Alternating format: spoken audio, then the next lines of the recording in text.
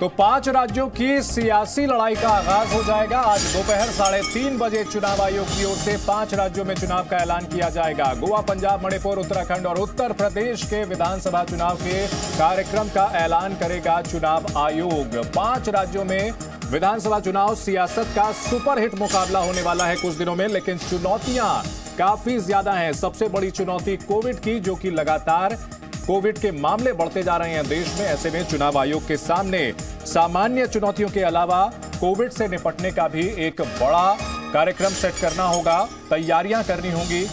कितने चरण में चुनाव कराए जाएंगे, किस तरह की तैयारियां की जाएंगी, सुरक्षा के इंतजामों को किस तरह से किया जाएगा, ये तमाम मुद्दे जिन पर आज चुनाव आयोग की ओर से जानकारी दी जाएगी। दोपहर 3:30 बजे उत्तर प्रदेश का विधानसभा चुनाव, उत्तराखंड, पंजाब, गोवा और मणिपुर में चुनाव आयोग आज तारीखों का ऐलान करेगा कि कितने चरण में चुनाव होंगे, किस तरह की तैयारियां होंगी।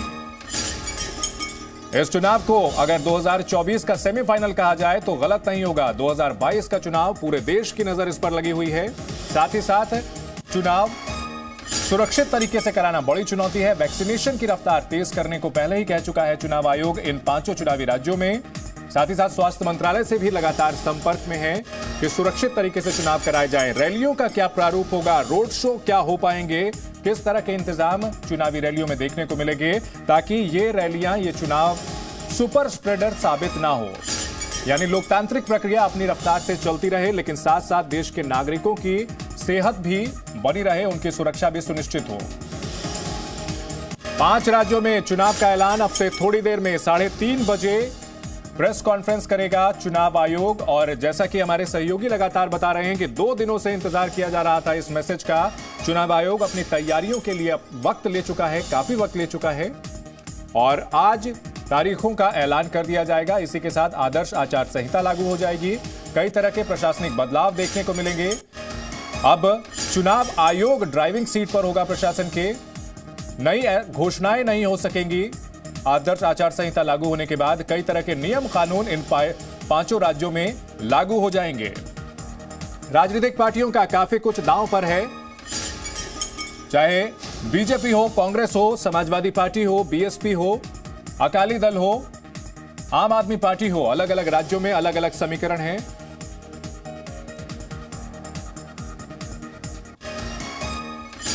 हमारे 3 सहयोगी हमारे साथ बने हुए हैं। उत्तर प्रदेश से जानकारी दे रहे हैं विशाल, पंजाब से जानकारी दे रहे हैं अमित भारद्वाज, साथ ही साथ रवि भी हमारे साथ बने हुए हैं। सबसे पहले विशाल, अगर बात की जाए उत्तर प्रदेश की, तो निश्चित तौर पर यह देखना दिलचस्प होगा कि कितने चरण में चुनाव होता है। सियासी समीकरण क्या है, कौन कौन से प्रमुख पार्टियां हैं, क्या क्या प्रमुख मुद्दे हैं?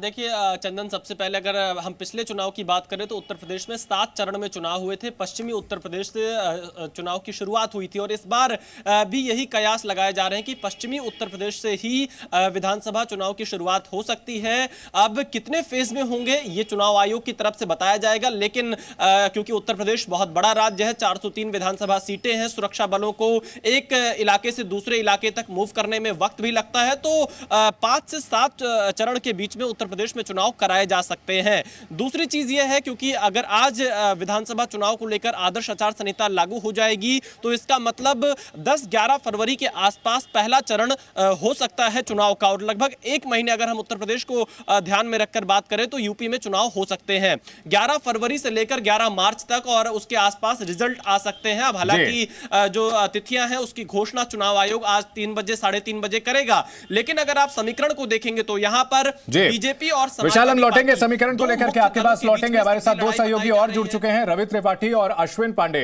रवि, अगर बात की जाए इन 5 राज्यों में चुनाव को लेकर के तैयारियां काफी विस्तृत रखनी होगी, क्या कुछ संकेत मिल रहे हैं, किस तरह से हो सकते हैं ये चुनाव, कुछ जानकारी मिल रही है? नहीं, बिल्कुल बिल्कुल। देखिए, जानकारी जो मिल रही है चुनाव आयोग से और जो संकेत मिल रहे हैं उसमें साफ है कि कम फेजेज में चुनाव। उत्तर प्रदेश में पिछली बार 7 फेज में चुनाव हुआ था, तो हो सकता है, देखिए चुनाव आयोग चाहता है कि जल्द से जल्द चुनाव संपन्न कराया जाए, तो हो सकता है कि 5 फेज में भी चुनाव कराया जाए। 5 से 7 फेज का ये माना जा रहा है कि चुनाव हो सकता है। 5 भी हो सकता है, 6 भी हो सकता है, 7 भी हो सकता है। चुनाव आयोग को लगता है तैयारियां माकूल है तो। उसके अलावा दूसरा चाहता था मैं कि पंजाब में सिक्योरिटी रीजन है। पंजाब में हालांकि पिछली बार एक में चुनाव हुआ था, लेकिन इस बार क्योंकि सिक्योरिटी का रीजन है और कहीं ना कहीं सेंसिटिव बूथ्स बहुत सारे हैं, बहुत सारी स्थितियां खराब है, तो हो सकता है एक के बजाय दो फेज में पंजाब में कराया जाए, क्योंकि वहां सिक्योरिटी रीजन है, वहां कोविड रीजन नहीं, वहां सिक्योरिटी रीजन है। तो अलग अलग राज्यों में अलग अलग रीजन होंगे, लेकिन चुनाव आयोग सिक्योरिटी के लिहाज से पूरी तरह से तैयार है। और आपको कोविड के जो गाइडलाइंस है, मैंने आपको बार बार बोला है कि कोविड के गाइडलाइंस को लेकर पूरी तैयारी की गई है। आईसीएमआर के जो डीटी है उनके साथ बैठा गया, एम्स के डायरेक्टर के साथ बैठा गया, हेल्थ सेक्रेटरी के साथ मीटिंग की गई और मीटिंग करके बाकायदे एक गाइडलाइंस तैयार किया गया है कि किस तरह से चुनाव, चूंकि 2 चुनाव का एक्सपीरियंस आपके पास ऑलरेडी है। बिहार चुनाव जो दुनिया का पहला चुनाव आयोग ने कराया, दुनिया भर में कोई देश ये इस बात के लिए तैयार नहीं था कि उस वक्त चुनाव कराया जाए, लेकिन भारत ने तय किया कि चुनाव कराएंगे, क्योंकि कॉन्स्टिट्यूशनल क्राइसिस की स्थिति अगर चुनाव नहीं होता है तो चुनाव आपने कराया, बिहार सक्सेसफुल हुआ।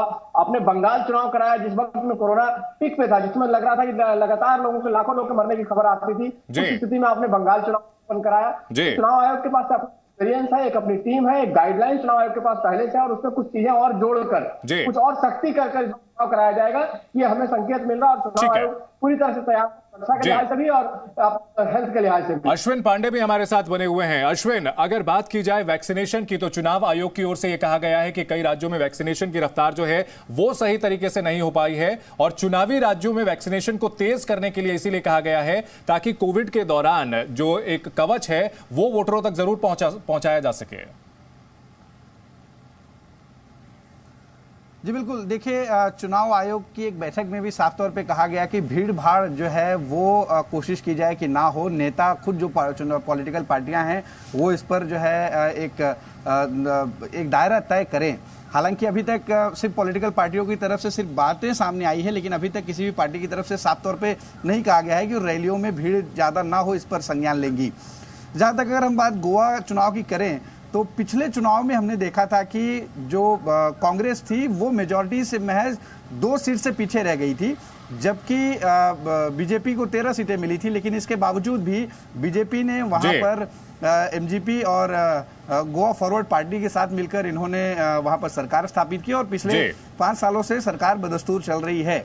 इस बार वहां पर ममता बनर्जी की भी एंट्री हुई है, टीएमसी भी वहां से इस बार चुनाव लड़ेगी, तो इस बार का जो गोवा का चुनाव बहुत रोचक होने वाला है। जी अमित भारद्वाज, जैसा कि हम लगातार बात कर रहे हैं कि चुनाव आयोग के सामने पंजाब में काफी बड़ी चुनौती होने जा रही है, क्योंकि न सिर्फ सुरक्षा का मामला है, कोविड का भी मामला है और जैसा कि रैलियों में देखने को मिल रहा है वहां पर कोविड नियमों का पालन नहीं किया जा रहा है। अगर वैक्सीनेशन की रफ्तार की बात की जाए और अन्य कोविड के मामलों की बात की जाए तो किस तरह की स्थिति नजर आती है? चुनाव आयोग के लिए कैसी चुनौती होगी वहां?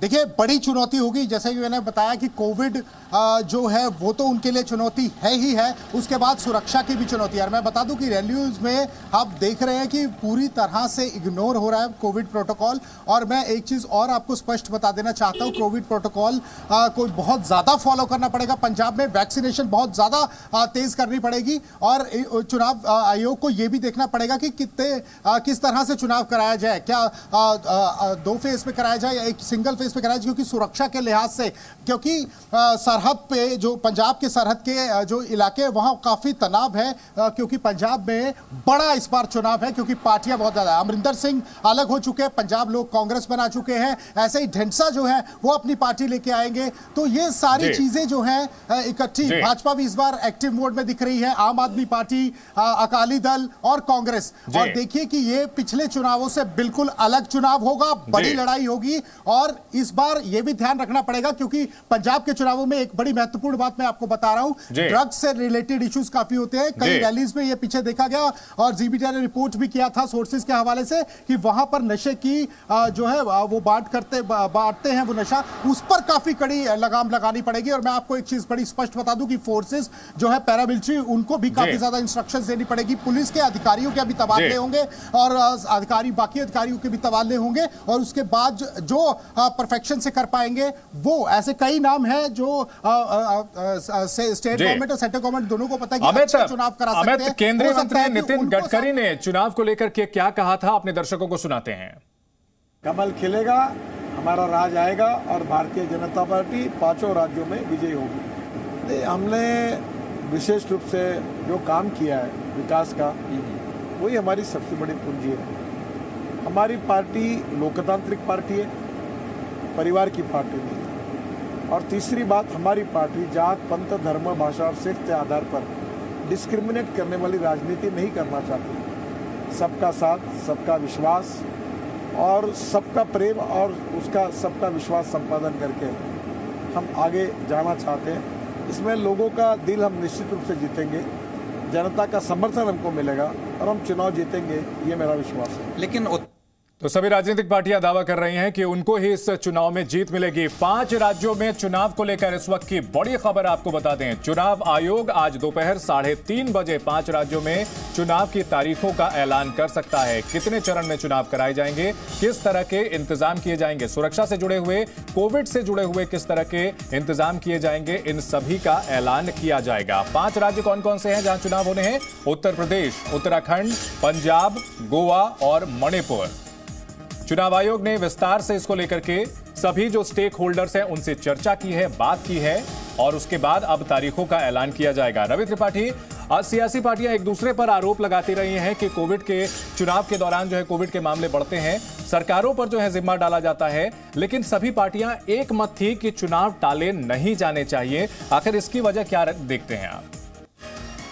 देखिए, 2 तरह की बातें होती है। अभी उत्तर प्रदेश जब चुनाव आयोग गया था, 2 दिन चुनाव आयोग की बैठक थी, 28 और 29 तारीख, और जितने भी पॉलिटिकल पार्टी होते हैं, बीजेपी हो, चाहे कांग्रेस हो, सपा हो, बसपा हो और छोटी पार्टियां हो, सबने एक सुर से कहा कि चुनाव टाले नहीं जाने चाहिए, समय से होने चाहिए।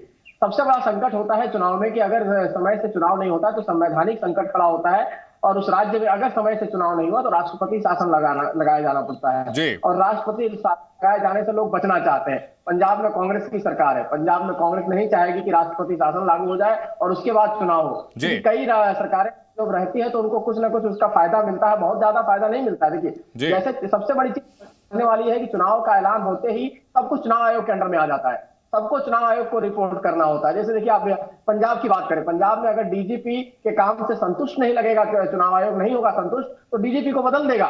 वहां चीफ सेक्रेटरी के काम संतुष्ट नहीं होगा तो उनको बदला जाएगा। अब चुनाव आयोग चाहे तो किसी को भी, जिस अधिकारी के काम से संतुष्ट नहीं है, जिसका अधिकारी के काम से लगता है कि गड़बड़ी है, चाहे जो काम अच्छा करते हैं उनको प्रमोट भी किया जाता है। अच्छा, कई लोग बना के भेजा जाता है, कई लोग को प्रमोट करके कई जगह स्टेट में ही एक आईएएस को दूसरे जगह, एक जिले से दूसरे जगह ऑब्जर्वर बना के भेजा जाता है। चुनाव आयोग के पास पूरा डाटा होता है और चुनाव आयोग आज के बाद चुनाव आयोग के हाथ में सब कुछ होगा। जैसे आचार संहिता लागू होगी, हर डीएम, एसपी, चीफ सेक्रेटरी हो चाहे डीजीपी, उसको चुनाव आयोग को रिपोर्ट करना है, ना कि सरकार को रिपोर्ट करना है। तो वैसी स्थिति में चुनाव आयोग सब कुछ हैंडल करता है, लेकिन हर राज्य पार्टी चाहती है कि ये संवैधानिक संकट खड़ा ना हो, राष्ट्रपति शासन लागू हो। बिहार चुनाव के समय सबसे पहले बात यही आई थी कि अगर बिहार चुनाव होता है, नहीं कराया जाता है कोरोना की वजह से, तो वहां राष्ट्रपति शासन लगाएगा। इसके लिए नीतीश कुमार भी तैयार नहीं थे और बीजेपी भी तैयार नहीं थी, इसलिए वहां चुनाव कराया। ठीक है, यानी पॉलिटिकल क्लास इस मामले में बिल्कुल सेम पेज पर है, एक मत है कि चुनाव बिल्कुल होने चाहिए तय वक्त पर, और आज चुनाव की तारीखों का ऐलान होगा। जैसा कि आपने बताया रवि कि चुनाव आयोग ने जो है काफी वक्त लिया है, काफी डेलिब्रेशन की है, किन किन विभागों से बातचीत की है, किन किन मुद्दों पर खासतौर पर ध्यान दिया गया है?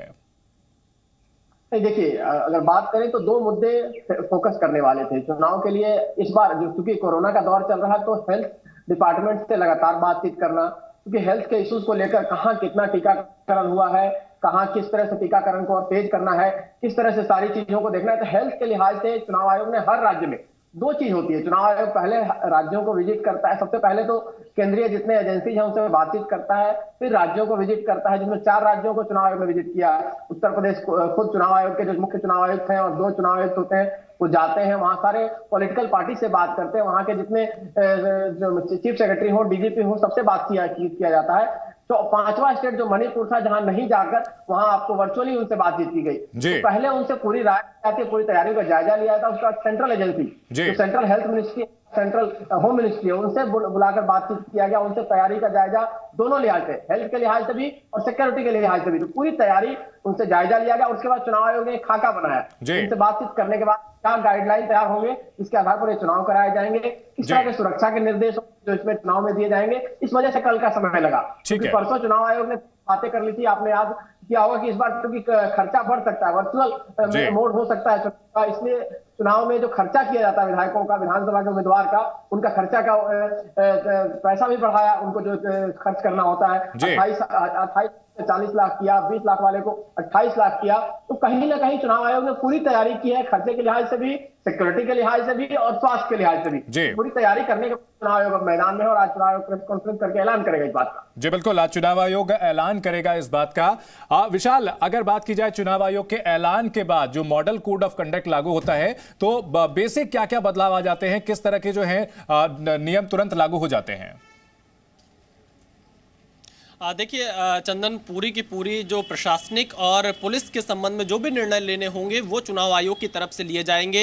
अधिकारी अब सरकार के प्रति रिपोर्ट करने को बाध्य नहीं रहेंगे। और दूसरी चीज अगर हम देखें, क्योंकि इसमें आचार संहिता का पालन कराना अधिकारियों की सबसे बड़ी जिम्मेदारी होगी। अधिकारियों का ट्रांसफर पोस्टिंग भी चुनाव आयोग ही तय करेगा, सरकार नहीं कर पाएगी। और साथ ही साथ जो अब तक hoarding, banner, poster Uttar Pradesh के अलग अलग जगहों पर तमाम राजनीतिक दलों के लगे हैं, चाहे वो सरकारी विज्ञापन हो या राजनीतिक दलों के हैं, उन सभी को हटाने का काम भी आदर्श आचार संहिता लगते ही शुरू हो जाएगा। और चुनाव आयोग यानी जो जिला निर्वाचन अधिकारी होंगे उनसे परमिशन लेने के बाद ही अब रैलियां हो पाएंगी, चुनाव प्रचार हो पाएगा। और उसका भी एक जो तय गाइडलाइन अभी चुनाव आयोग की तरफ से आएगी उसके तहत ही हो पाएगा।